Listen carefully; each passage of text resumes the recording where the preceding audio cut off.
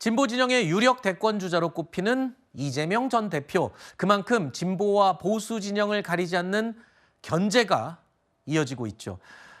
12.3 비상계엄서부터 윤 전 대통령 파면까지 이재명 전 대표를 향한 정치 보복에 대한 질문이 지금 끊이질 않고 있습니다. 그때마다 이재명 대표는 보복한 적이 난 없다. 그리고 만약 대통령이 되더라도 보복할 생각은 없다라고 시사했습니다. 정치 보복 얘기는 너도 당했으니까 하겠지. 그런 의심 많이 하잖아요. 예. 네가 그렇게 당했는데 가만히 있을 리가 있겠냐. 저는 그렇게 하면 행복하지 않을 것 같아요. 시간도 아깝고 예. 그게 더 큰 보복을 불러요.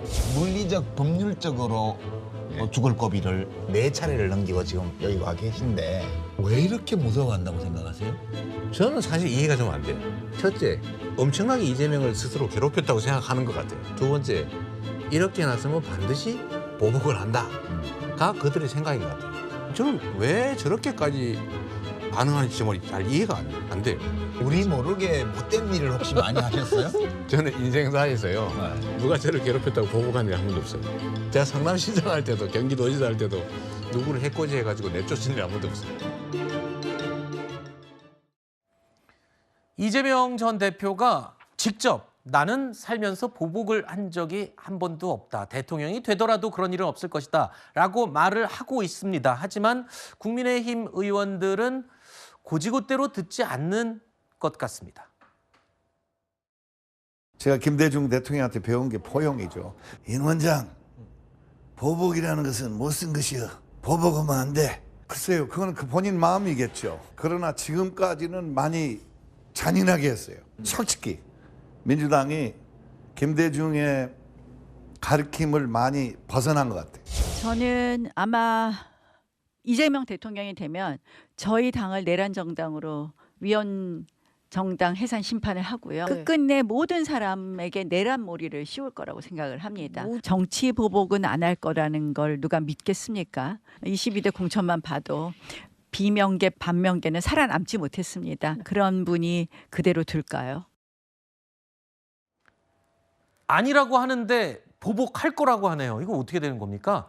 이재명 대표가요. 누가 저를 괴롭혔다고 보복한 일이 한 번도 없어요라고 이야기를 하는데 제가 그 말을 듣는 순간 4글자로 된 단어들 몇 개가 생각이 났습니다. 뭐 형수 욕설이라든가 그다음에 친형 입원이라든가 또는 비명 횡사라든가 이런 단어들이 떠오르더라고요. 그리고 그걸로도 모자라서 최근에도 이재명 대표는 그 비명계에 대한 원한이 풀리지 않은 나머지 유튜브에 나와서 비명계가 자신의 체포동의안 국회에 올라왔을 당시에 검찰과 짜고 치지 않았냐 이런 이야기를 하고 우리 당에 아직도 비명계라고 하는 게 있냐. 즉 해석하기에 따라서는 우리 당의 비명계는 이미 다 낙천해서 혹은 낙선해서 존재하지 않는다라고까지 해석된 발언을 했어요. 그렇기 때문에 보복하지 않는다. 굉장히 설득력이 없는 이야기입니다. 그리고 이재명 대표와 관련된 그 대북 송금 사건을 수사했던 검사는 민주당이 탄핵소추안을 발의하고 국회 청문회장에 불러다가 공개적으로 망신을 주려고도 했었고 또 백현동 수사했던 검사도 탄핵소추안이 발의가 됐었고 그리고 역시나 이재명 대표와 관련된 사건들을 수사지휘하거나 공소유지를 관리하는 중앙지검장과 그 휘하 라인들 전부 다 탄핵소추가 돼서 헌재까지 갔다 오지 않았습니까? 네. 이런 것들을 보면은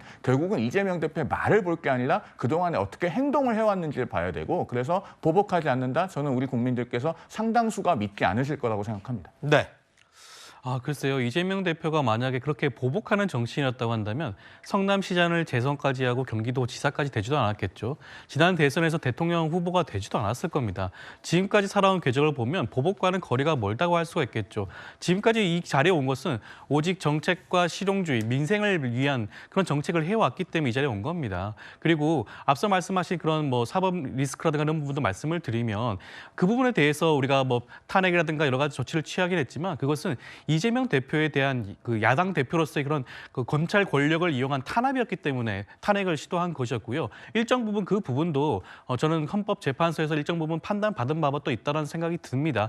그렇기 때문에 오히려 이재명에 대한 악마화 프레임을 씌우고 있는 것은 국민의힘과 보수 진영이다라는 말씀을 좀 드리고 싶고요. 이재명 전 대표가 대통령이 된다고 하더라도 보복을 할 것이라는 그 어떠한 전제라든가 조건도 달려 있지가 않습니다.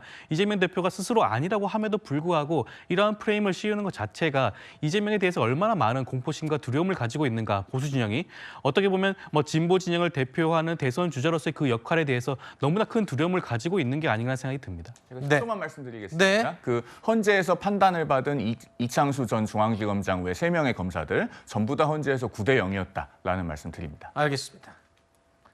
그래도 반박을 하실 의견이 있으니까 짧게 부탁드립니다. 검사들에 대한 탄핵의 경우에는 이재명 대표만을 위한 것이 아니었죠. 특히 이창수 중앙지검장 같은 경우에는 이미 많은 분들이 알고 있겠지만 도이치모터스 주가 조작이라든가 각종 사건에 대해서 불기소 결정을 내린 중앙지검장이었습니다. 그런 의미에서 탄핵을 시도했던 것이었고요. 알겠습니다. 이재명 대표를 보호하기 위한 것은 아니었습니다. 알겠습니다.